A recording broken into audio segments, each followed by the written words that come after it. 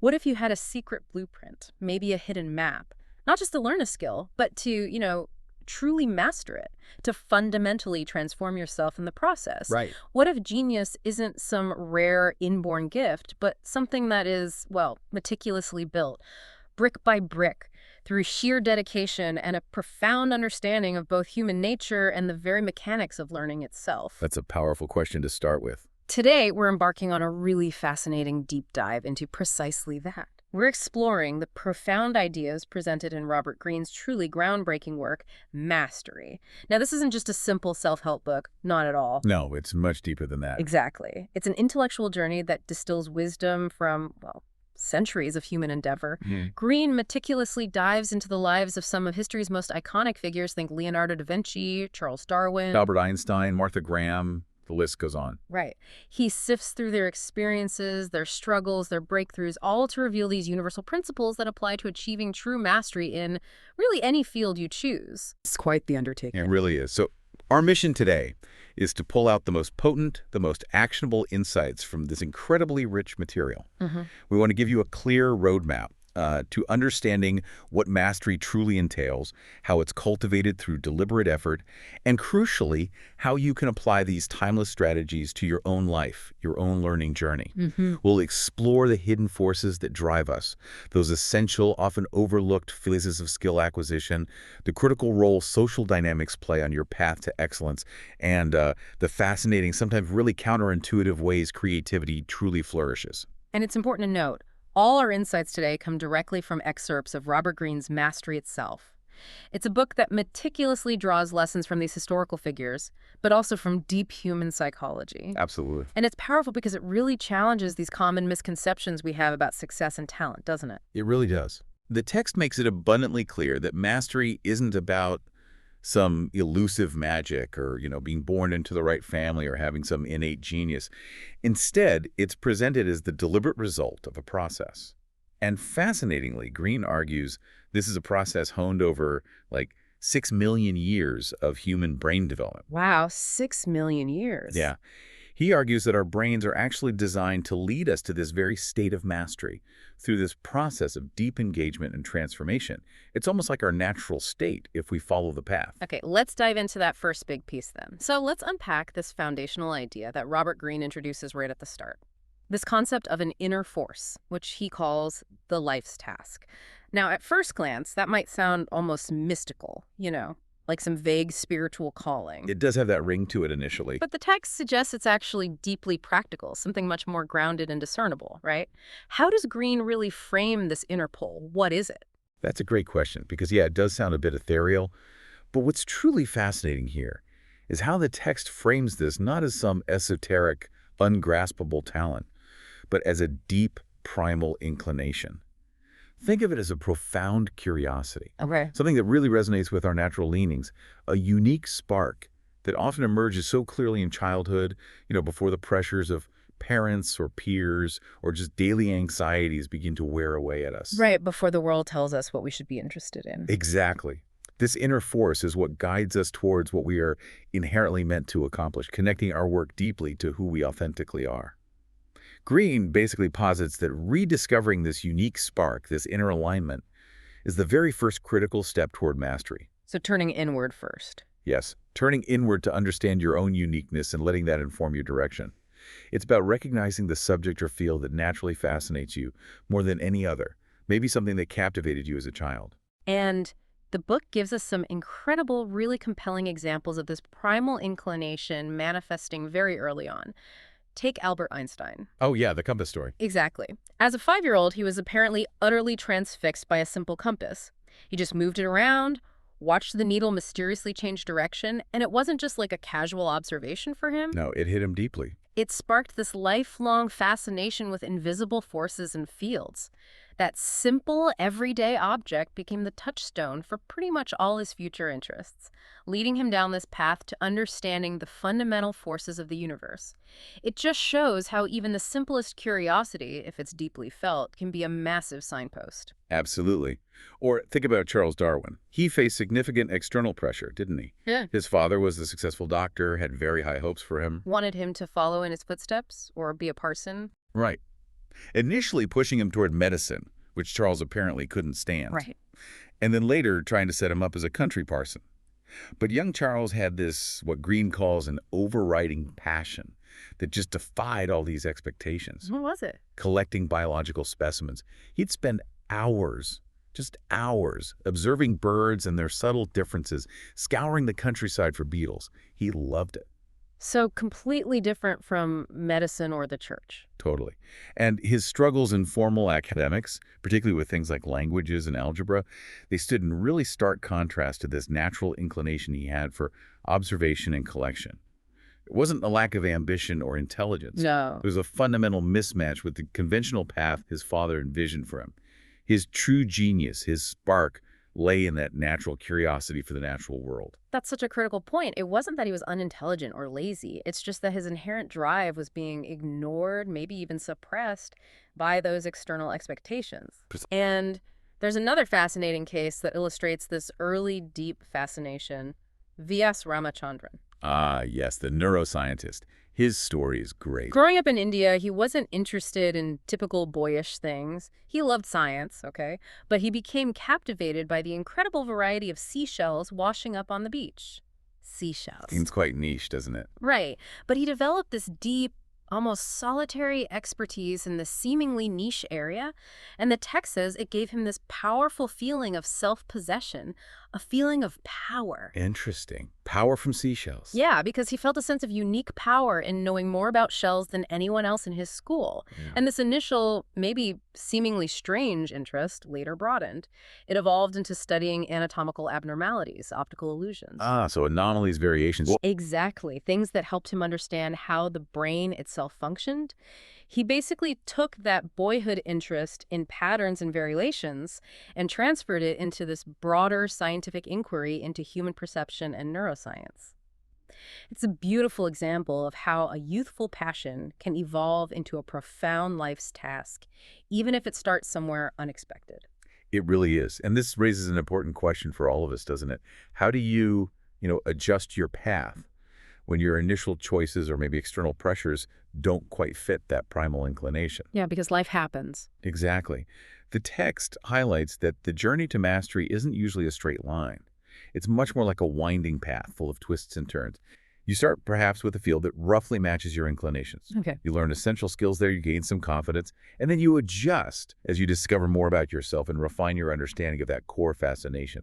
It's like a continuous dialogue between your inner drive and the external world. You're constantly course correcting. A perfect example of this adaptive path, this constant recalibration, has to be Leonardo da Vinci. Oh, absolutely. He was admitted to Andrea del Verrocchio's famous studio at 14 because his drawings were just remarkable. But he quickly discovered he couldn't just imitate. While imitation is a necessary part of early learning, You have to learn the basics. of course. But Leonardo felt this deeper internal pull. Greene says he needed to invent rather than imitate the master, making every assignment his own, always pushing the boundaries of what was expected. He couldn't help himself. Right. It speaks directly to this need to personalize your learning, to infuse your unique spirit into even the most conventional tasks, constantly expanding what was asked of him into something deeper, more profound. He was always chasing that inner curiosity, even within the structure of an apprenticeship. Indeed. Or think about Matsuoka. She was a former top tennis prospect in Japan who, despite her talent, would apparently freeze up in competition, losing to players she should have beaten. Performance anxiety? It seems like it. Plus, she suffered debilitating injuries, which forced her to shift her focus entirely to academics. She eventually settled on electrical engineering. But her youthful dream, and this is a really key part, her dream to build a robot that could play tennis with her. Wow. Okay. That ultimately led her to robotics, and then to MIT's Artificial Intelligence Lab, where she designed these incredibly sophisticated robot hands. It combined all her diverse interests, math, physiology, that deep drive to build things, into this unique, perfectly suited niche that she actively sculpted for herself. What a comeback. From disappointment will look like a dead-end path to finding a truer calling by actively shaping her environment. That's incredible. It's a powerful narrative of how a childhood dream, even if it's initially thwarted, can be rechanneled and find its true expression if you stay connected to it. And then there's Zora Neale Hurston, the literary giant. Her story is just amazing. With this deep desire to be a writer, she created what the text calls a remarkable self-directed apprenticeship. Oh, so. Well, she took jobs as a house cleaner in wealthy homes. Not just for the money, though she needed it, but because she knew she'd find books there. Smart. Access. Exactly. She would apparently snatch moments to read on the sly, memorizing passages to mull over later. She even found a discarded copy of Milton's Paradise lost in a garbage can and treated it as good as gold. Incredible dedication. Unbelievable. She later leveraged connections she made through her undeniable charm and intellect to get into Howard University, then the vibrant Harlem literary scene, eventually becoming the first Black female writer to make a living solely from her work.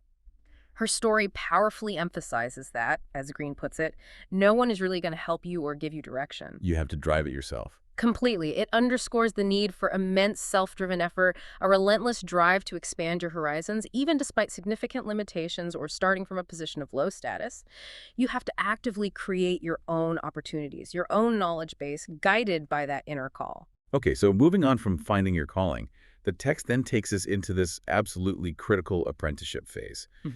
And the core principle here, which Greene says must be engraved deeply in your mind, is this. The goal of an apprenticeship is not money, or a good position, or even a diploma. What is it then? It is, above all, the transformation of your mind and character. You enter a field as, let's face it, a naive outsider, full of misconceptions, maybe subjective knowledge. Yeah, you don't know what you don't know. Exactly. The apprenticeship slowly grounds you in objective reality. It teaches you how to work with others, how to handle criticism, how to transform from someone perhaps impatient and scattered into an individual who is disciplined, focused, and whose mind can actually handle complexity. This period is basically a crucible for self-mastery. Here's where it gets really interesting for me, because this isn't just about learning what to do, right? It's about who you become through that process. Precisely. And the text breaks this transformation down into three essential, often overlapping steps or modes. The first one is deep observation, or the passive mode. The passive mode sounds counterintuitive for learning. A little, but it makes sense. It's about becoming an anthropologist of your environment, just observing. Understanding the unspoken rules, the subtle power dynamics, people's true nature within your chosen field. No detail is too trivial. So less talking, more watching. Exactly. You're there to observe, to sort of decode the reality that initially eluded you, not to judge, not to moralize or complain, but simply to absorb. And over time, as you patiently watch and listen, you begin to see behind the appearances. You move from mere observation to deep analysis, honing your reasoning skills through careful, patient attention to what is actually happening, not just what you wish would happen. That lays the groundwork. It lets you understand the landscape you're entering before you try to change it. Precisely. Then comes the second step, skills acquisition, the practice mode. Okay, this sounds more active. It is. This is where you develop what the text calls tacit knowledge, that deep embodied understanding that's often hard to articulate but becomes really evident in action. Can you give an example? Think of like a master chef who doesn't just know the recipe, but instinctively feels when the sauce is perfect. Or a surgeon whose hands move with this practiced precision that you just can't teach solely from a textbook. It's knowledge gained through doing, through repetition, not just reading or listening. Got it. It's in the muscles, in the intuition almost. The book points to the traditional apprenticeship system of the Middle Ages, right? Often lasting 7 years or so.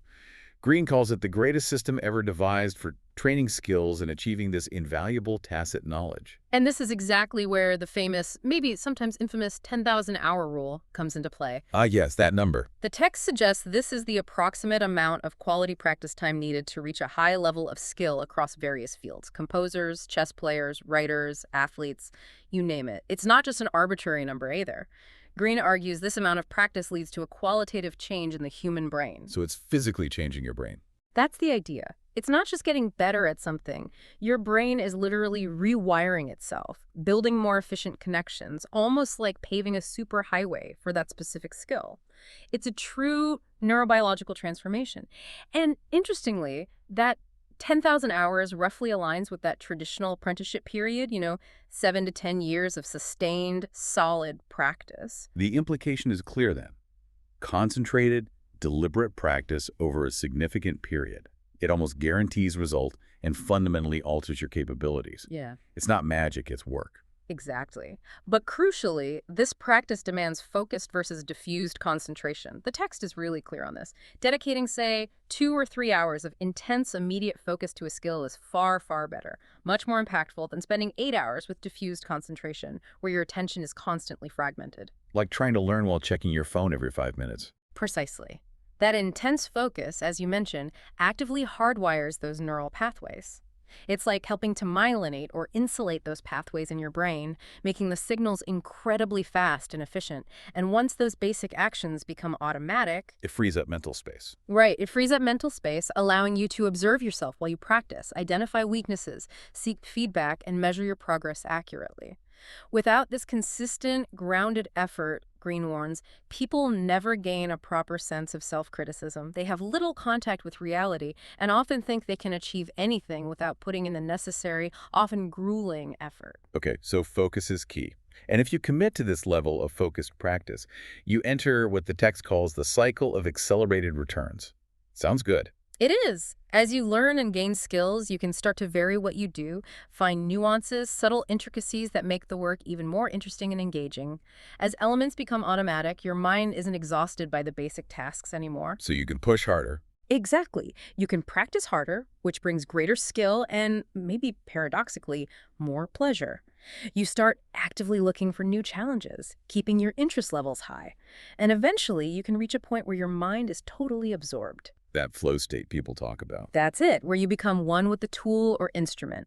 And this isn't just about being productive. It's a profound psychological state where you lose track of time, feel completely absorbed, and the work itself becomes its own reward. You're operating at your peak, and it feels almost effortless, even exhilarating. That deep immersion, that sensation of flow, it sounds like a powerful precursor to the immense pleasures that true mastery can eventually bring. Definitely. And then there's the third step, which really elevates the whole apprenticeship experience. Experimentation, the active mode. Active mode, right. This involves pushing beyond your comfort zones, actively seeking out challenges and difficulties, not avoiding them, using them to measure your progress and expose your weaknesses. Charles Darwin, for instance, constantly looked for challenges. On the Beagle voyage, right? Yeah. Pushing himself beyond his comfort zone, actively seeing difficulties and obstacles as a way to measure his own progress and harden his resolve. This active engagement transforms the apprenticeship from what could be a drab indoctrination into a journey of profound self-transformation. You are actively molding your own mind and character by confronting reality head-on. Makes sense. You can't grow without challenge. Now, pivoting slightly but still crucial to this phase, the text heavily emphasizes the mentor dynamic. Finding a mentor, that seems vital. Absolutely critical, Greene argues, to avoid wasting valuable years. It's not just about finding a mentor, but finding the proper mentor. Someone who best fits your specific needs and connects deeply to your individual life's task.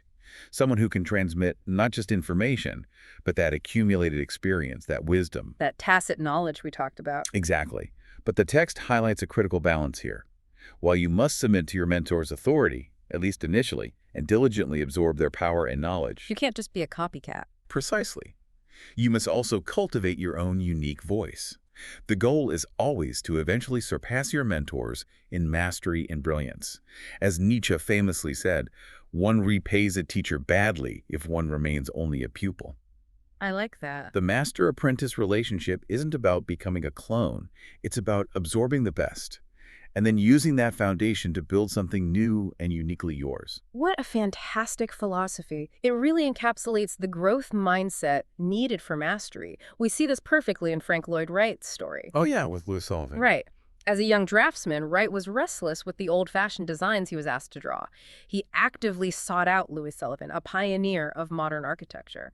Wright cultivated this deep, personal relationship with him, becoming, as he put it, the pencil in Sullivan's hand, just eager to absorb everything about modern architecture before striking out on his own. So he learned what he needed. And then, with gratitude and respect, moved on to forge his own path, ultimately surpassing his master in fame and influence. It's the ideal trajectory. But the dynamic isn't always that smooth, is it? Consider Carl Jung and Sigmund Freud. That was more complicated. Very. Jung initially saw Freud as this essential father figure, the grounding influence he desperately needed. They apparently had an instant rapport. However, after about 5 years, Jung began to really chafe at what he saw as the Freudian dogma. He started to disagree. Fundamentally, Hmm. he realized a profound need to differentiate his own ideas. He felt his initial ambivalence towards some of Freud's core tenets was valid and, ultimately, necessary for his own intellectual development. He didn't just blindly follow, he processed, he questioned, and he evolved his own unique perspective, which led to the creation of his own distinct school of thought. Shows the importance of eventually finding your own voice, even if it means disagreeing with someone you admire. Absolutely. And in a more harmonious, though equally insightful example, V.S. Ramachandran found his lifelong mentor in Richard Gregory, the renowned visual neuroscientist. How did that happen? Ramachandran was apparently mesmerized by Gregory's lectures, which had this flair for drama and humor. Gregory invited him to his home, which was full of eccentric scientific instruments, and Ramachandran just knew he had found his match, someone who reflected his own unconventional nature. He went on to adapt much of Gregory's experimental style, gaining this guiding inspiration that shaped his entire career. It really underscores the importance of finding a mentor whose approach and personality resonate deeply with your own. It's about that fit, isn't it? It really is.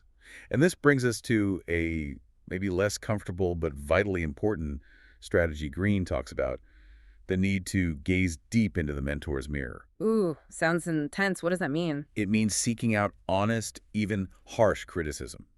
Our culture often shies away from tough love, right? We prefer to flatter, tell people what they want to hear. Yeah, protect feelings. But the text argues that this indulgence is far more abusive in the long run because it prevents us from gauging our true progress and developing essential self-discipline.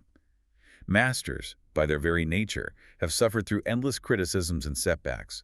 They alone can provide the sharpest dose of reality. Can you give an example? The Zen master Hakuin Zenji. He was relentlessly pushed to constant self-doubt by his own master Shoju. Every single time Hakuin thought he'd reached enlightenment, Shoju would challenge him, knock him down, prevent complacency, and continually force him to start over. It led to true enlightenment, but through perpetual self-challenge and a radical willingness to confront his own perceived worthlessness as a student. Wow, that sounds brutal, but ultimately transformative, I guess. Exactly, a brutal but profoundly effective lesson in humility and true growth. And yet, this doesn't mean blind submission either. The text also highlights the art of subtly adapting ideas. Okay, how does that work? Think of Glenn Gould, the legendary pianist. He would listen carefully to his teacher Guerrero's ideas, try them out diligently, but then he would subtly alter them to suit his own inclinations, his own musicality.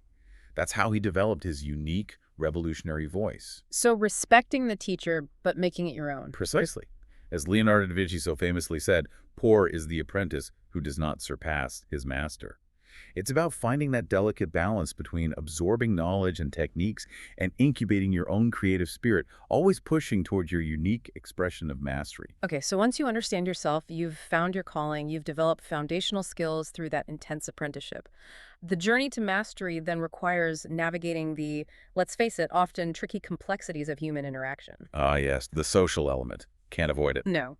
The text introduces this as social intelligence, and the principal problem we face here, according to the book, is our naive tendency to project onto people our emotional needs and desires. As we see what we want to see in others. Pretty much. And this causes us to misread intentions, get entangled in unproductive conflicts, and ultimately it drains valuable mental energy away from our learning and our creative pursuits.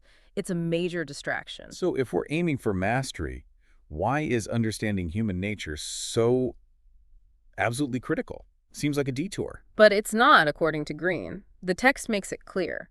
Social intelligence is the ability to see people in the most realistic light possible, focusing deeply on their motivations, discerning manipulative tendencies, understanding their insecurities. It's about moving past your own self-absorption to cultivate a kind of detached empathy. Detached empathy. Yeah, understanding without getting emotionally sucked in. The goal is to make your social relations tranquil and productive, thereby freeing up your mind for that deeper learning and creative work. And Benjamin Franklin provides a fascinating case study in this profound transformation. Oh, Franklin's story here is great. He wasn't always so savvy, was he? Not at all. His early naivety led to him being seriously duped by Governor Keith, who promised him funding for a printing business in London but never delivered, leaving Franklin stranded. Ouch. Big time. But this significant failure became a crucial turning point. Franklin realized how badly he had misread people, their promises, their true intentions. From that moment on, he learned to manage social situations with extreme detachment, almost, as Greene says, as if playing a chessboard. Calculated. Calculated, but effective. He cultivated relationships strategically. He innovated in his printing business by teaching himself engraving and ink making on the side. He even trained an assistant behind his boss's back, eventually leaving without bitterness or personal animosity to start his own highly successful venture with a clear head. He learned to work through people rather than getting stuck fighting against them. And his social intelligence only grew over time, right? Yeah. The diplomat years. Oh, yeah. Later, as a diplomat in France during the American Revolution, he consciously adopted the outward morals and the behavior of the culture at hand to win over the French. He crafted this persona, the wise, simple American sage, playing up to their expectations. Playing a role. Absolutely. He charmed them, even wore a rustic fur cap. He was so effective that he was even accused of corruption by some of his more rigid American peers for adapting his style so readily. But it demonstrates his masterful ability to adapt his persona for practical results, understanding that appearances are a vital part of influence. And the text highlights that Franklin's social intelligence wasn't emotionless or cold, right? It wasn't just manipulation. No, exactly. It was an outward focus that actually fostered a genuine empathy, leading to this pleasant feeling of lightness and ease. It freed him from engaging in unnecessary battles. It was a profound shift from projecting his own needs onto others to truly understanding and navigating their world. Okay, so to truly master this, to develop that Franklin-level social intelligence, the text outlines what it calls the 7 deadly realities. Sounds ominous. They are, in a way. These are universal negative human behaviors that can be incredibly destructive in group settings, workplaces, creative collaborations, anywhere, really. And we must recognize and adapt to them. So if we connect this to the bigger picture, these aren't just like annoying personality quirks. They're deeply ingrained patterns of human behavior that can subtly or sometimes overtly sabotage our efforts if we don't understand them and learn to navigate them effectively. Yeah, ignoring them is where people get tripped up. Let's delve into a few, because they're incredibly practical for anyone trying to achieve anything in a social environment.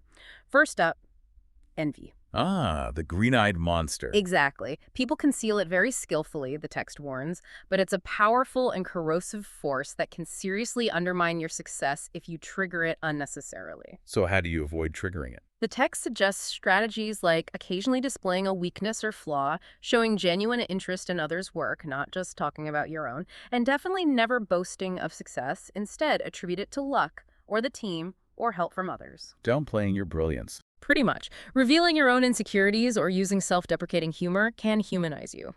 And crucially, never ever make others feel stupid. Intellectual superiority is apparently a huge trigger for envy. The goal is to maintain a non-threatening exterior until your success is so undeniable that you're simply beyond their reach. It's a delicate dance of humility and strategic underplaying. Okay, that makes sense. What's next? Conformism. People have this innate tendency to cling to familiar ideas, familiar procedures, often without truly knowing why they do things that way, and they get incredibly defensive if you challenge the status quo. Herd mentality. Kind of. So if you, as an aspiring master, have an eccentric streak or innovative ideas, the advice is, let your work subtly demonstrate your individual spirit, but outwardly try to adhere to accepted standards in things like politics or morals, especially in a conservative environment. So fit in to stand out. In a way, yes. Think of the workplace as theater, Greene says, and wear a mask when necessary. Don't give conformists the ammunition they need to ostracize or sabotage you. It's just not worth freely expressing every opinion if it will be met with that unacknowledged passive-aggressive resistance that just drains your energy and slows your progress. Your energy is for your craft, not pointless battles. Got it. Save your battles for what matters. Another one.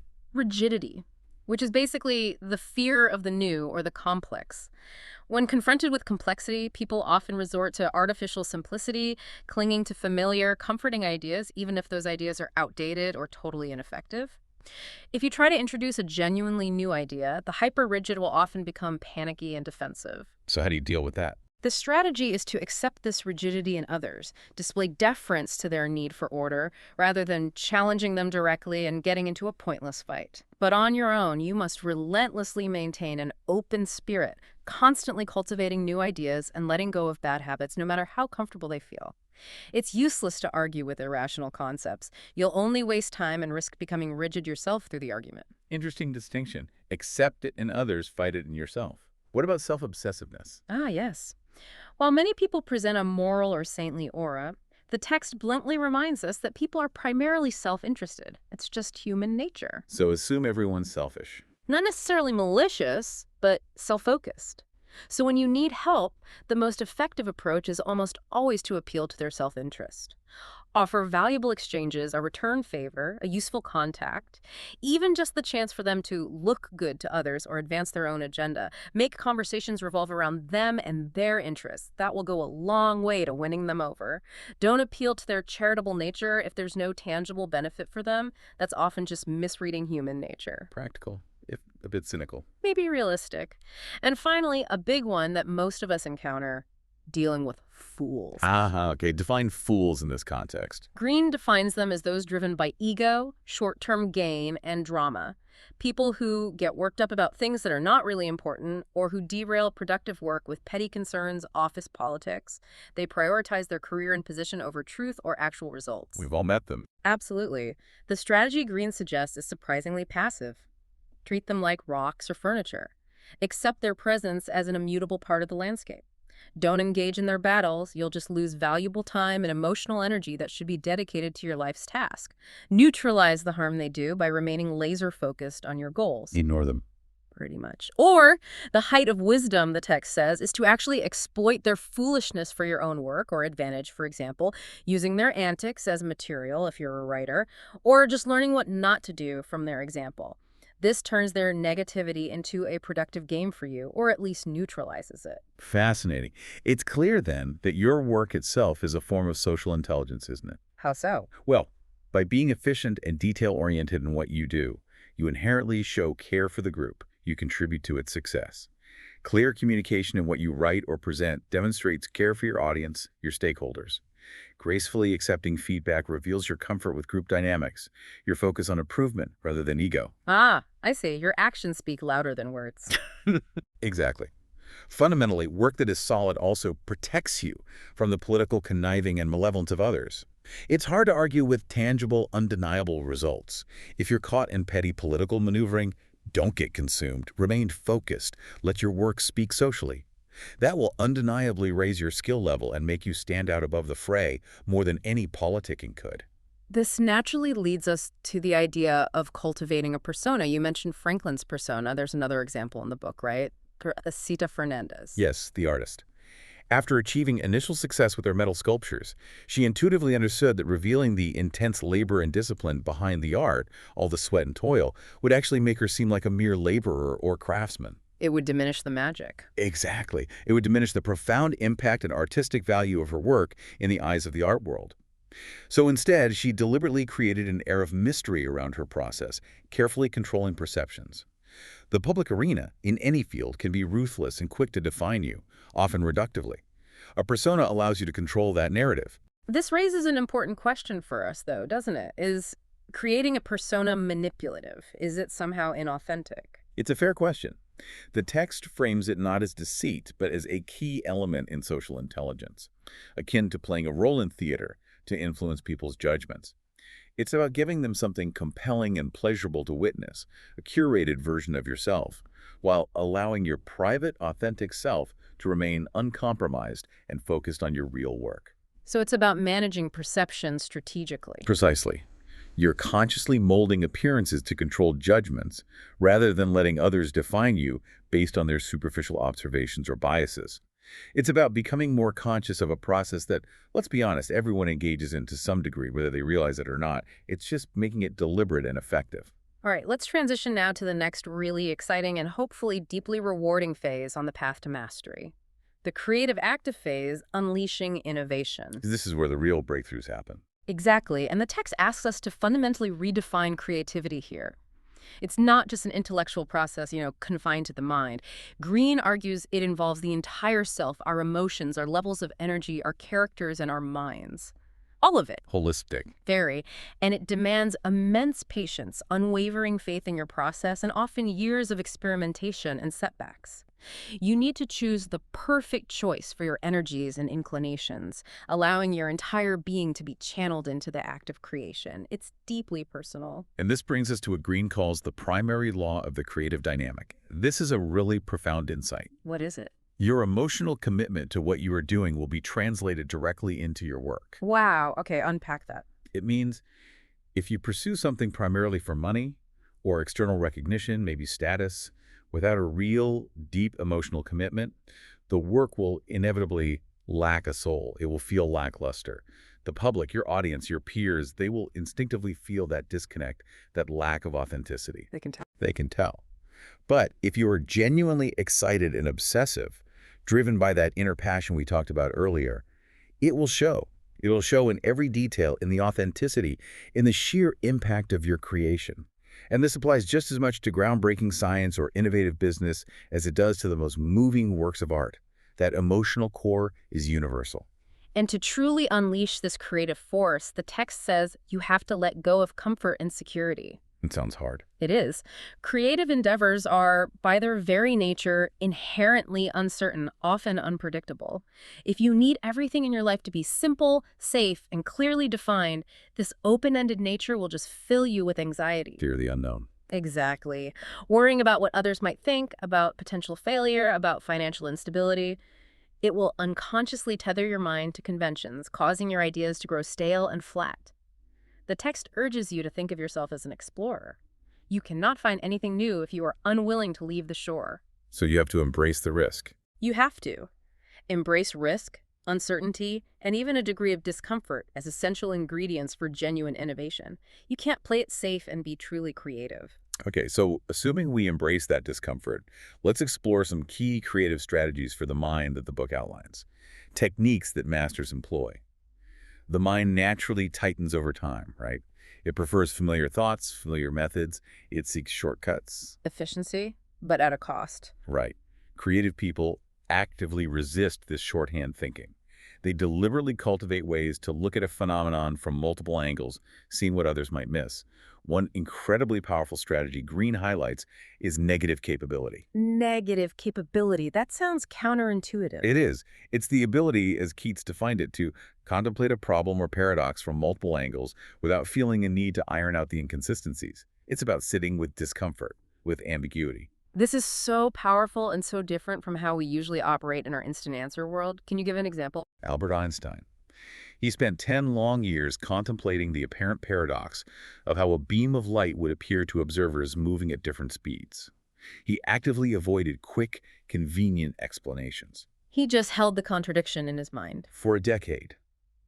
This persistent contemplation, this embrace of uncertainty and ambiguity, eventually led to his revolutionary theory of relativity. Similarly, the poet John Keats observed that William Shakespeare was the ideal. Because he didn't judge his characters, he opened himself up to their worlds, expressing truth rather than pushing his own opinion. So it's about openness, resisting easy answers. Exactly. The need for certainty, the text describes it as, is perhaps the greatest disease the mind faces. Negative capability is a temporary but vital tool to open the mind to more possibilities before rushing to premature conclusions. It asks us to lean into that discomfort, sit with the ambiguity, resist the urge for instant closure, and truly see the multifaceted nature of reality. That's a profound mental discipline. What's another strategy? Engaging with the current and creating artifacts. This fosters a vital feedback loop with reality. Most profound creativity, Greene argues, happens not in a vacuum, not just thinking abstract thoughts, but when we are impelled by the need to get something done that has a practical effect. So making something real. Yes, connecting directly to reality and other people. Our minds focus and penetrate to the core of something real when there's an external demand or a tangible project. Buckminster Fuller is a great example. The Dymaxion car, the geodesic dome. Exactly. He consistently created artifacts or prototypes and actively sought immediate feedback from the public. This continuous dialogue with reality helped him perfect his designs. It made visible the objective reality of your work and its flaws, allowing for rapid iteration and improvement based on real-world interaction. This concept of engaging directly with reality, creating tangible outputs, it's further illustrated by Paul Graham, right? The founder of ViaWeb. Yes, a fantastic example from the tech world. His initial idea for online commerce software was apparently somewhat vague, more of a hunch than a detailed plan. Just a feeling it could work. Pretty much. But by quickly building a prototype and testing it in the real world, he engaged in that crucial dialogue with reality. And that feedback loop led to immense success, revealing unforeseen needs and opportunities he hadn't initially considered. It evolved based on interaction. Precisely. This process, as Greene highlights, is an example of evolutionary hijacking, where an initial idea adapts to new, unforeseen purposes. Just like feathers might have evolved initially for warmth and only later proved useful for flight. You start with one purpose, but reality, through feedback, can transform your initial idea into something far greater and more impactful than you could have ever imagined alone in your head. That iterative process is key. Now, the next strategy speaks to something I think many of us have experienced, often without recognizing its profound importance. Serendipity, the creative breakthrough. Those aha moments. Exactly. Profound discoveries and solutions often occur not during direct, intense concentration on a problem, but in relaxed, unpressured states, drifting off to sleep, on a bus, taking a walk, maybe even hearing a random joke. This is so relatable. How many times have you stepped away from a difficult problem, let your mind wander, and suddenly the solution just arrives, seemingly out of nowhere? All the time. Thomas Edison, for instance. He was apparently haunted by this whirring noise from his telegraph work. Months later, after he'd let go of that specific project, the memory of the noise returned to him in a moment of relaxation. And then? It sparked the astounding thought that this sound, this vibration, could be a way to record sound itself. That led directly to the invention of the phonograph. Incredible. From a lingering noise. Right. Or Richard Wagner blocked while composing his opera Das Rheingold. He fell asleep in the woods and dreamt of rushing water, which directly inspired the opera's powerful flowing prelude. These moments, the text says, are signals. Signals to let go when mental tension gets too high. So frustration is actually a signal. Potentially. It allows the brain to relax and make sudden connections between disparate forms of knowledge that rigorous, direct focus sometimes prevents. The mounting frustration from intense focus almost creates a break-canning point, signaling the brain to release its tight grip and allow these unexpected, often intuitive insights to surface. So stepping away is part of the process. Another vital strategy for creative mastery is altering perspective, or breaking mental shorthands. We talked about how the mind tightens over time, preferring familiar thoughts, creating those shortcuts. Which can limit our vision. Exactly. Creative people actively resist this shorthand thinking. They deliberately train themselves to look at phenomena from multiple angles, seeing what others, caught in their habitual thinking, inevitably miss. How do they do that? What are some specific shifts? But one is looking at the what instead of the how. Instead of fixating on the mechanics or the immediate process, focus on the underlying structure, the relationships between things, the fundamental nature of the problem itself. Like seeing the forest, not just the trees. Kind of. The text points out that the revolution in scientific thinking, from Faraday's insights into fields to Einstein's relativity, came from studying the profound relationship between electricity and magnetism, not just analyzing the individual components in isolation. That shift in perspective, focusing on the relationship, the what, was key. That's a huge shift. What else? Resisting the urge to rush to generalities and ignore details. Our natural inclination is to quickly categorize, generalize, simplify. We miss the richness of reality that way. Masters, however, often shift from the macro right down to the micro. It's like Darwin. Exactly. Charles Darwin's deep understanding of evolution came not just from grand theories, but from his incredibly meticulous, painstaking micro-study of barnacles. Similarly, Leonardo da Vinci's obsessive attention to minute details in his painting the folds of a gown, the intricate patterns in hair allowed him to grasp the essence of life itself, imbuing his art with that unbelievable realism. The path to profound insights often lies hidden in those seemingly insignificant details. So zoom in sometimes. What about the opposite problem? Confirming paradigms and ignoring anomalies. Yes, our minds are wired for confirmation bias, right? We look for evidence that confirms what we already believe, reinforcing our existing mental models. But anomalies, those strange, unexpected occurrences, the things that don't fit the pattern, often represent the future or hold the key to a deeper understanding. The exceptions that prove the rule, or break it. Studying the strange and random variations, like Darwin's observations of mutations, can illuminate the future before anyone else sees it, revealing entirely new paths of inquiry and discovery. Don't dismiss the outliers. Okay, that's crucial. Then there's fixating on what is present, ignoring what is absent. We tend to focus intensely on what's immediately visible, what's presented to us. But think about Sherlock Holmes. The dog that didn't bark. Exactly. He solved the crime by noting the dog didn't bark, meaning the murderer must have been known to it. Paying attention to negative cues, what should have happened but didn't, what's missing, is incredibly powerful. Creative types ponder the missing information, the silence, the absence, which often holds the crucial clue. Looking for the gaps. And finally, reversing emotional perspective. This sounds intriguing. It is. Our emotions greatly influence our perception and can really limit our creative potential. The text advises a radical shift. If you're experiencing resistance, setbacks, difficulties, try to consciously see them not as hindrances, but as positive opportunities to grow stronger. Like resistance training for the mind. Precisely. Resistance makes the mind stronger, sharpening your resolve and ingenuity. Conversely, view good fortune or periods of ease as potentially dangerous for your creative comfort, as they can breed complacency and dull your edge. These conscious reversals free up the imagination and make positive, innovative outcomes more likely, turning literally every situation into a learning opportunity if you frame it right. That reframing is powerful. Now, this also ties into something Greene calls mechanical intelligence, which sounds maybe less glamorous. Maybe, but he argues it's absolutely fundamental. This isn't a degraded or lesser form of thinking. On the contrary, it's argued as the very source of much of our reasoning and creativity.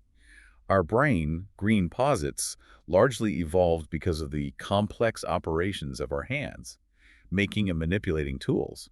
This developed a pattern of thinking that transcends mere manual labor and actually underpins abstract thought. So thinking with your hands is real thinking. And perhaps the original form of complex thinking. It's the practical engagement with the physical world that hones our cognitive abilities. The Wright brothers are the key example here, aren't they? Perfect example. Unlike their competitors, who were often more abstract thinkers, focusing on, say, superior technology, specialized parts, using the ship analogy for stability, the Wrights embraced doing everything themselves. Hands-on. Totally hands-on.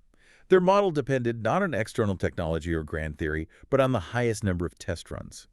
They created an optimal learning curve through direct, practical, hands-on iteration. They used scrap parts, tinkered constantly, perfected their designs through endless trial and error. Less theory, more practice. Their emphasis was on the overall flying experience, particularly control, which they understood intuitively, like riding a bicycle. It required an intimate, intuitive understanding of the mechanics gained through doing. Their ingenuity meant getting the most out of the least, leading to superior craftsmanship and the ability to be constantly experimenting and improving based on direct physical experience.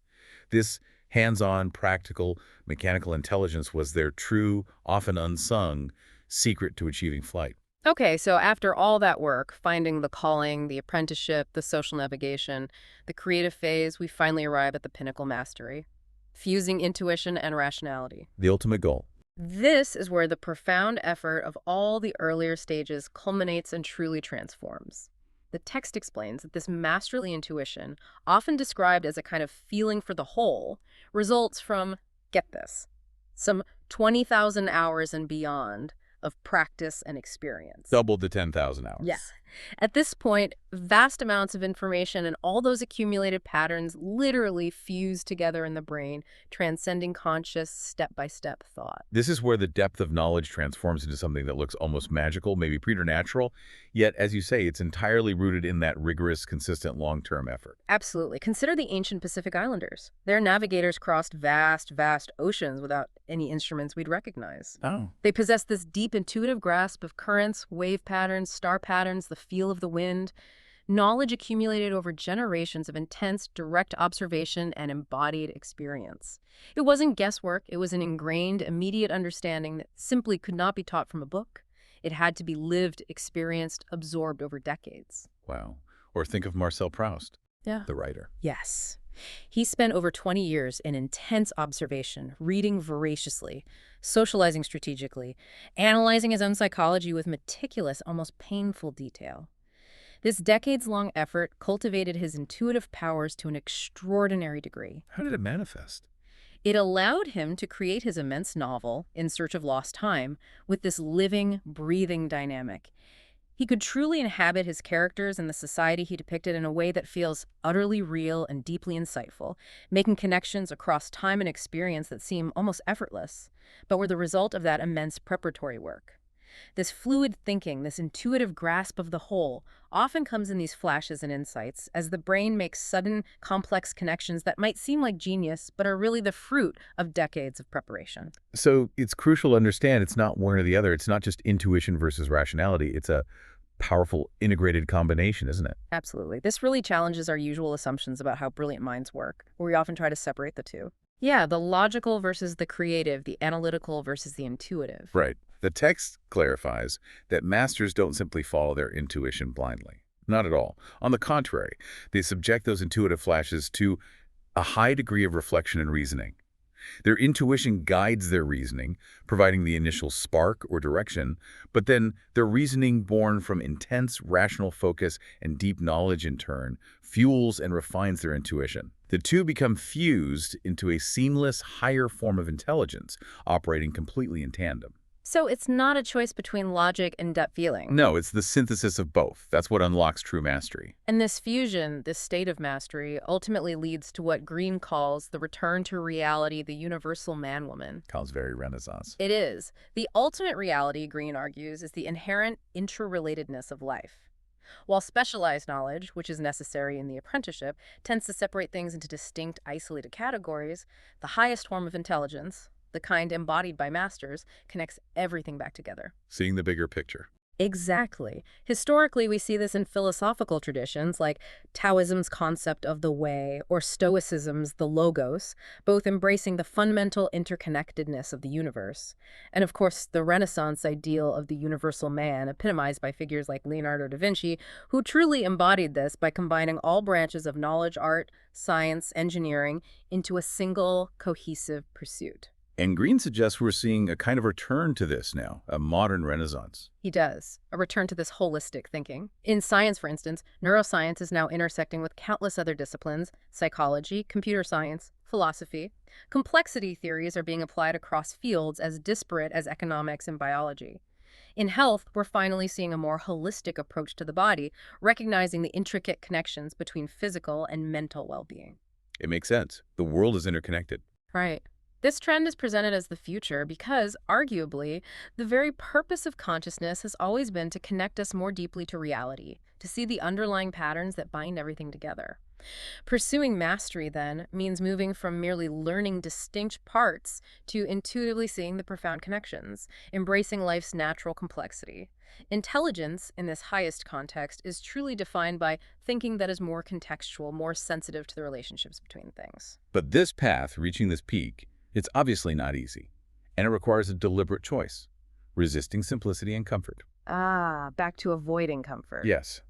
In our increasingly complex modern world, Greene observes, many people opt for ease. They prefer simplified ideas, conventional thinking. They often lose the taste for developing skills that require time and deep effort. The path of least resistance. Exactly. But this, he argues, fundamentally disconnects themselves from reality and neutralizes the brain's natural powers for dealing with complexity. It can lead to a pervasive sense of anxiety and helplessness when faced with genuine complexity, often causing people to rail against the world or find political justifications for opting out, rather than embracing the challenges and putting in the necessary work. This highlights a really critical challenge for learners today, doesn't it? Managing the anxiety that naturally arises from complexity and the inherent uncertainty of pursuing mastery. It's huge, and the text solution is profound and actionable. We must learn how to quiet that anxiety. We have to patiently learn the various parts of our field, never looking too far ahead or becoming overwhelmed by the sheer scale of the whole thing. Take it step by step. Exactly. In moments of perceived crisis or confusion, we must maintain our cool, resist the temptation of simple black and white answers. We need to cultivate that negative capability we talked about, the ability to sit with uncertainty and develop a degree of detachment. Develop, as Greene puts it, a tolerance and even a taste for chaotic moments. Learn to like the chaos a bit. Or at least not be paralyzed by it. This trains us not just in a specific skill, but in managing our own internal state, which is arguably a key meta skill for navigating these increasingly complex and often chaotic times we live in. #AntagOutro. Wow. We've really journeyed through the intricate stages of mastery laid out in Greene's work. From finding that primal calling, that life's task, to embracing the rigorous, transformative apprenticeship. Navigating the tricky social landscape. Right, developing that social intelligence. And finally, unleashing that powerful intuitive creativity that fuses seamlessly with rationality at the very peak. It's clearly a path demanding intense focus, immense patience, constant self correction, and a deep, continuous engagement with reality, both the external world and our own internal landscape. It's a lifelong commitment, really. Hmm. And the source material suggests something quite provocative here, that our culture often denigrates practice. We love to imagine genius as effortlessly bestowed, right? A rare, almost magical gift you're either born with or not. Yeah, we focus on the result, not the process. Exactly. We kind of shy away from thinking about those 10,000 to 20,000 hours that go into such mastery. We find the sheer effort involved almost uninspiring, maybe even daunting. But what if embracing this tenacious, deliberate effort isn't just about gaining a skill? What if it's about something deeper, like a fundamental human evolution? What do you mean? What if the ability to master complicated skills, to build those profound connections in the brain through repetition and sustained practice? Uh, What if that ability is itself miraculous? What if it's a natural bent of our brain, as Greene suggests, that we lose touch with at our peril when we constantly opt for ease and instant gratification? That's a fascinating thought. That the process of mastery is actually tapping into something fundamental about being human, something we're evolved for. How might celebrating that consistent, deliberate effort, that deep engagement with your chosen domain, how might that change not just what we achieve individually, but how we view ourselves and each other?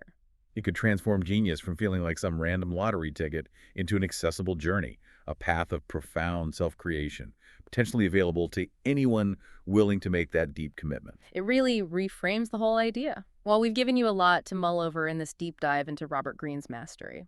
What stands out to you most about this journey? What resonates with your own experience? And perhaps more importantly, where do you see opportunities, maybe starting today, to apply some of these timeless principles in your own life, your own work, right here, right now? Where can you start building your own path to mastery?